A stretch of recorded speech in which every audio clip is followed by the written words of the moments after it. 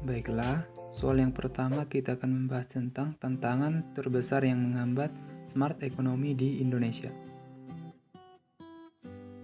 Yang pertama adalah adaptasi sosial atau social adaptation,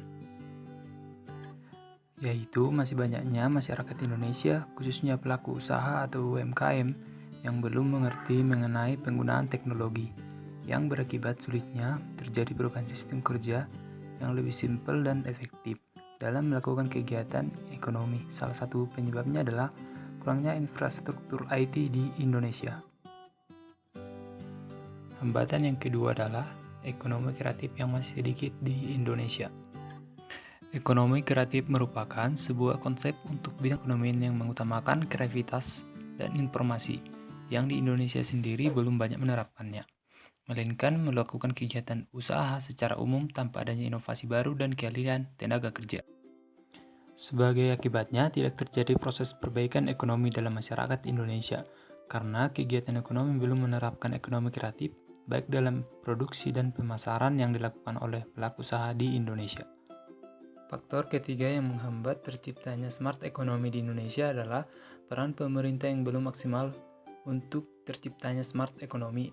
Di Indonesia diperlukan dukungan dari pemerintah dan kebijakan untuk pemerintahan sebagai dasar dari desain dan implementasi kota yang cerdas.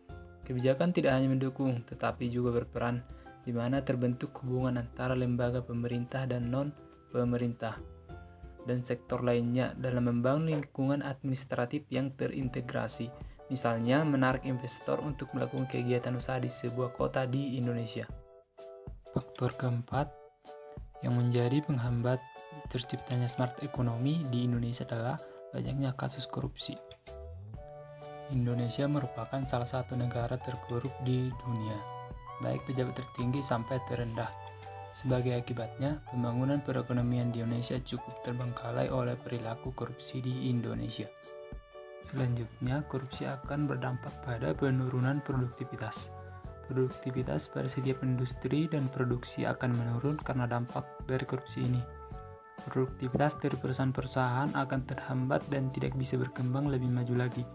Hal ini dapat menyebabkan pengurangan jumlah karyawan atau PHK. Lalu akan banyak pengangguran yang menyebabkan angka kemiskinan meningkat. Baiklah, kita akan menuju pembahasan selanjutnya, yaitu peluang terbesar Indonesia dalam smart economy. Peluang terbesar yang dimiliki Indonesia untuk mendukung terciptanya smart economy adalah transformasi pengelolaan sumber daya alam, karena Indonesia merupakan negara yang melimpah sumber daya alam. Oleh karena itu, adanya transformasi ekonomi dalam pengelolaan sumber daya alam yang lebih kompetitif sehingga nilai jual ekspor meningkat. Oleh karena itu, Indonesia dituntut untuk melakukan revolusi dalam pengelolaan sumber daya alam yang sangat berpotensi dalam smart economy, sehingga tercipta sebuah sektor perekonomian yang mampu bersaing dalam kancah internasional dan meningkatkan intensitas ekspor dengan pengelolaan yang menggunakan teknologi mutakhir yang membantu pelaku usaha untuk meminimalisasi biaya produksi dan efisiensi waktu.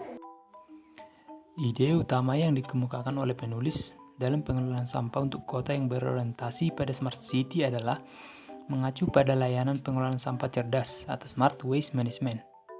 Terus ada sebagai layanan yang diuji coba di kota-kota yang ditunjuk, yang skemanya belum diterapkan secara universal, dan merupakan sebagai model bisnis yang dapat ditingkatkan sehingga peluncuran dan penyerapan yang lebih luas dapat didorong.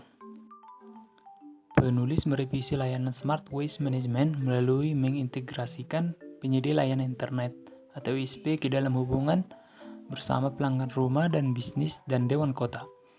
Tujuan dari model ini adalah untuk memberikan pelanggan kesempatan untuk layanan yang lebih dinamis dan fleksibel.